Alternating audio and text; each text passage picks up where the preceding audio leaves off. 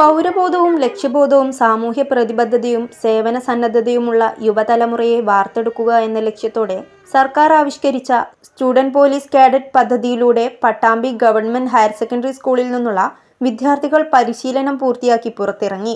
SPC പരിശീലനം വിജയകരമായി പൂർത്തിയാക്കിയ കാഡറ്റുകളുടെ പാസിംഗ് ഔട്ട് പരേഡ് ഗ്രൗണ്ടിൽ നടന്നു.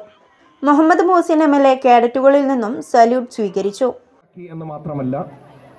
ഇന്ന് രാജ്യവ്യാപകമായി സ്റ്റുഡന്റ് പോലീസ് കാഡറ്റുകൾ ആരംഭിച്ചു കഴിഞ്ഞു. കേരളം ഇന്ത്യക്ക് മാതൃകയാകുന്നു എന്ന് പറഞ്ഞതിൽ ഏറ്റവും പ്രധാനപ്പെട്ട ഒരു പദ്ധതി കൂടിയാണ്.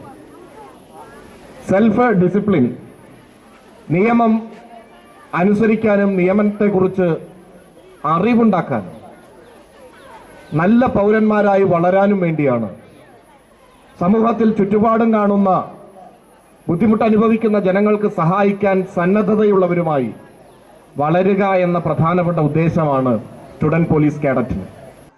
ഹൈസ്കൂൾ തലത്തിലെ 44 വിദ്യാർത്ഥികളാണ് SPC പരിശീലനം പൂർത്തിയാക്കിയത്. 2 വർഷത്തെ പരിശീലനമാണ് നൽകിയത്. റെസിഡൻഷ്യൽ ക്യാമ്പ്, കായിക പരിശീലനം, പരേഡ്, റോഡ് സുരക്ഷാ ക്യാമ്പയിൻ, നിയമസാക്ഷരതാ ക്ലാസുകൾ തുടങ്ങിയവ ഉൾപ്പെടുത്തിയിട്ടുള്ളതായിരുന്നു പരിശീലനം. 8ാം ക്ലാസ്സിലാണ് പരിശീലനം ആരംഭിക്കുക. കാഡറ്റുകളുടെ പാസിംഗ് ഔട്ട് പരേഡ് വീക്ഷിക്കാൻ രക്ഷിതാക്കളും സഹപാഠികളും എത്തിയിരുന്നു. News bureau, Pattambi.